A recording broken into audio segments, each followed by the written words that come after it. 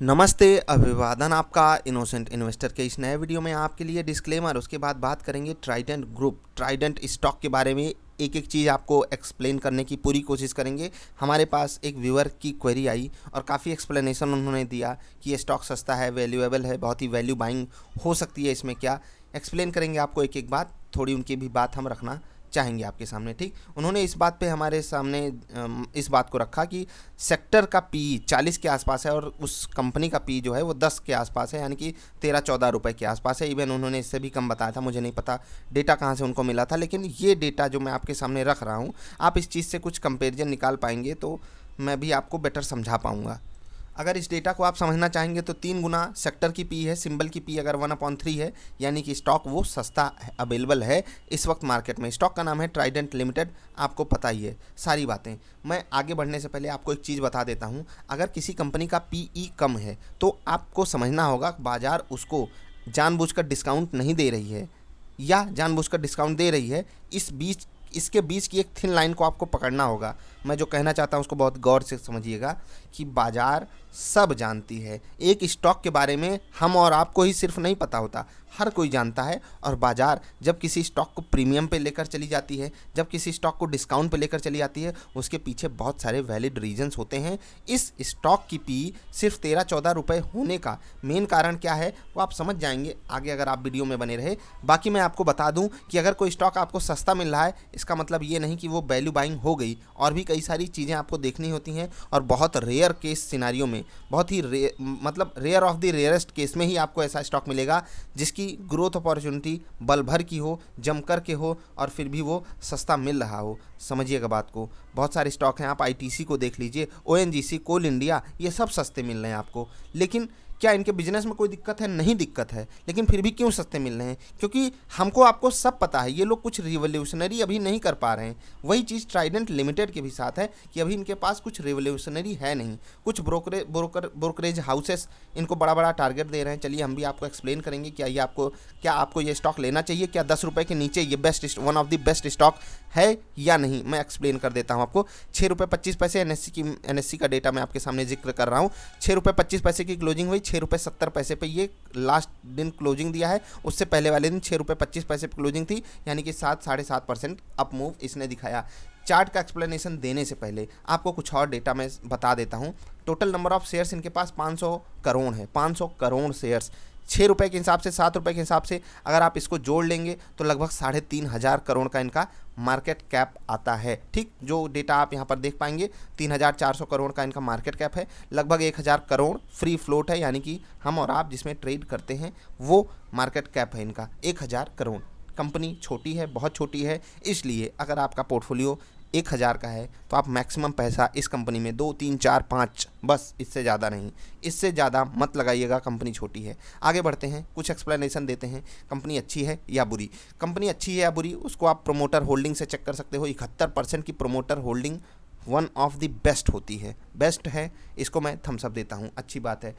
इस चीज़ के लिए आप स्टॉक को खरीद लो, ये भी मैं एक तरीके से आपको कहता हूँ। चलिए प्रोमोटर की स्टेक देखकर आपने स्टॉक को खरीद लिया, उसके बाद भी कुछ देखा जाता है। जी हाँ, फाइनेंशियल रिजल्ट्स, एक्सप्लेनेशन आपको रिजल्ट्स का भी देते हैं।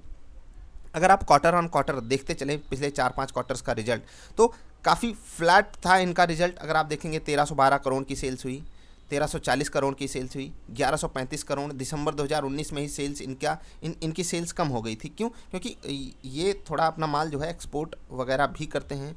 ग्लोबल मार्केट्स में सिचुएशन सही नहीं बन पा रही थी, कोरोना का ही काल था, और इंडिया में जब लॉकडाउन वगैरह लगा वहाँ पर 991 करोड़, और अभी जब लॉकडाउन का अच्छा असर इनको देखने को मिला तो 708 करोड़ की सेल्स हुई।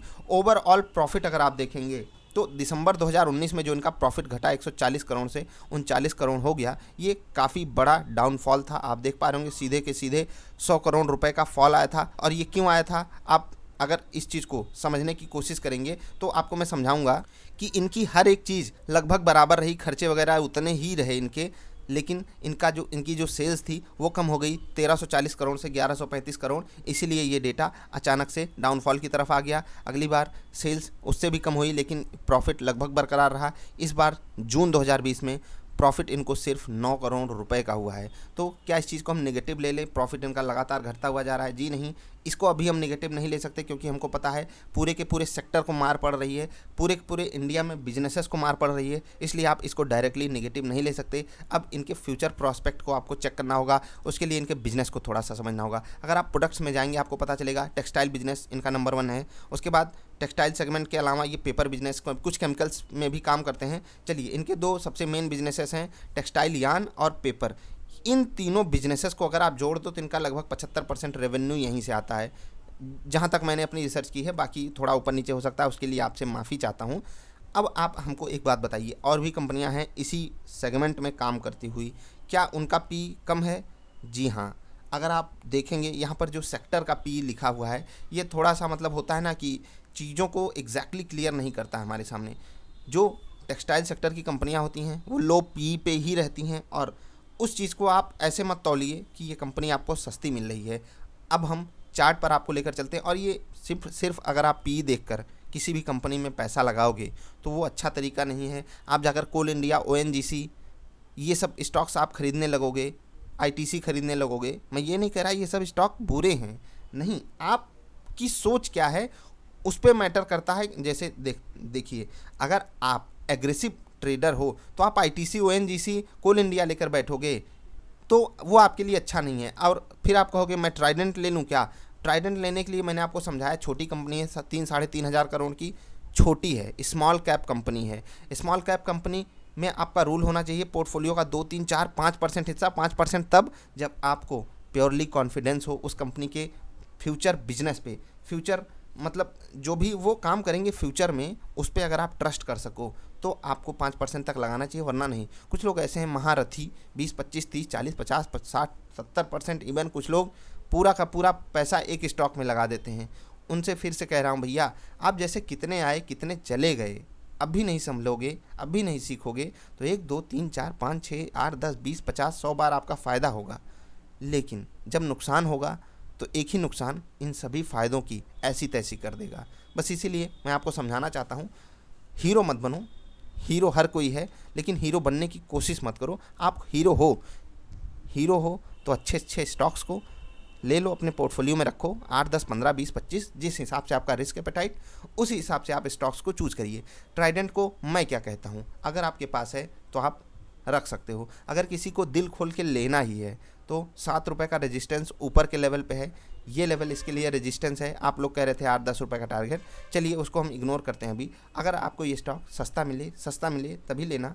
नई खरीदारी क्यों करोगे? 3 दिन से गिरावट हुई इसलिए खरीदारी आई, बाज़ार के साथ चल रहा है, ये इसकी एक खूबी है, अच्छी बात है। छोटा स्टॉक है और बाज़ार के साथ चल रहा है तो बाज़ार से तालमेल अच्छा होता है। खैर, मीडिया वालों ने और यूट्यूबर्स ने आपको काफ़ी फंसाया भी होगा इसमें। आपको 8 रुपये के आसपास के रेट पे 7, 7.5 और ये 6 रुपये का स्टॉक अगर 1 रुपये बढ़ जाता है तो कितना परसेंट रिटर्न होता है आपको पता है? 15, 16, 17% के आसपास। और ये रिटर्न बहुत बड़ा होता है, आपको समझना होगा। 6 रुपये से अगर कोई स्टॉक 6.5 से 7.5 हो जाता है तो आप 15 से 18% का रिटर्न पा रहे हो, जो कि एक बहुत बड़ा नंबर होता है। तो आपको ऐसे स्टॉक्स में सिर्फ इसलिए ख़रीदारी नहीं करनी चाहिए कि 10 रुपये से सस्ता है इसलिए हमको बहुत सस्ता मिल रहा है, पी सस्ती है इसलिए हमको सस्ता मिल रहा है। नहीं, आपको बिजनेस प्रॉस्पेक्ट को देखना होगा, चीज़ों को समझना होगा, सिचुएशन को समझना होगा, कोरोना की क्राइसिस को अच्छे से समझना होगा, तब आप एक इन्फॉर्म डिसीजन ले पाओगे। मैंने आपको अपना डिसीजन लेने के लिए बोल दिया। बहुत सारे लोग आपसे अपनी राय भी शेयर किए होंगे। जो भी लोग ऊपर के लेवल पे फंसे हो उनको क्या करना है, उनको देखो, अभी जो ये मूव आया, ठीक है, ये मूव जो आया यहाँ पर हमको अगर ये क्लोजिंग मिल गई होती ये गैप फिलिंग की तो हम ज़्यादा कॉन्फिडेंट रहते।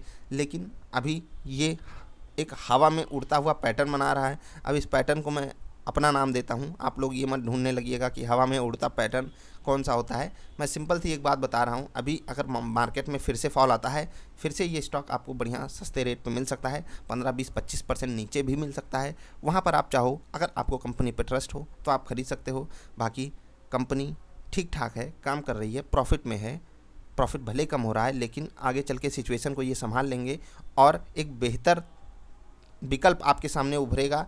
अगर आप 10, 15, 20 रुपये का ही स्टॉक कोई चूज़ करना चाहते हो तो 10 रुपये के नीचे अगर कोई स्टॉक है अच्छा तो मैं ट्राइडेंट को अच्छा ही बोलूँगा। मैं ट्राइडेंट कंपनी को थम्स अप दे सकता हूँ, क्योंकि इस कंपनी में ऐसा कुछ नहीं है कि मैं आपसे कह दूँ नहीं इससे दूर रहो। बस इनके बिजनेस में वो स्कोप नहीं है जो आप सोच रहे हो, और इसीलिए बाज़ार ने इनको डिस्काउंट पे रखा भी हुआ है। ये आपकी और हमारी समझदारी ही है, हम जैसे ट्रेडर और इन्वेस्टर्स की समझदारी ही है कि हम बिजनेसेस को उनका मतलब उनकी सही वैल्यू हम देना जानते हैं। हम कुछ को प्रीमियम पे ले जाते हैं, कुछ को डिस्काउंट पे लाते हैं, क्योंकि हम समझदार हैं। मैं बात कर रहा हूँ पूरे के पूरे कम्युनिटी की, पूरे के पूरे इन्वेस्टर कम्युनिटी की। तो उसी कम्युनिटी के हम आप हिस्से हैं, उसी कम्युनिटी को हमको सम्मान देना चाहिए। तो बस यार अभी के लिए इतना ही। आप क्या सोचते हो ट्राइडेंट स्टॉक के बारे में? और जिन लोगों की भी क्वेरी ट्राइडेंट के स्टॉक में ऊपर के लेवल पे है, वो नीचे अपने हिसाब से एवरेज करें। अगर फिर भी आप लोगों की क्वेरीज आती हैं कि और भी थोड़ा एक्सप्लेनेशन चाहिए प्राइस से रिलेटेड, तो मैं और भी वीडियो बनाने की कोशिश करूँगा।